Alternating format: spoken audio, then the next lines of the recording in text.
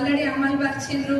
మహిళలకి మొదట మహిళలు కాబట్టి మహిళలకి ఉచిత బస్సు ప్రయాణం, మరి అట్లనే ఆరోగ్యశ్రీ ద్వారా 10 లక్షలు, గ్యాస్ సిలిండర్ 500కే గ్యాస్ సిలిండర్, 200 యూనిట్ల కరెంట్ ఫ్రీ.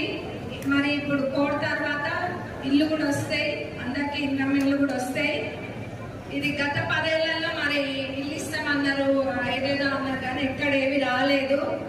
కాబట్టి ఇప్పుడు కోడ్ తర్వాత మనకి ప్రతి నియోజకవర్గానికి ఇల్లు తప్పకుండా వస్తాయి.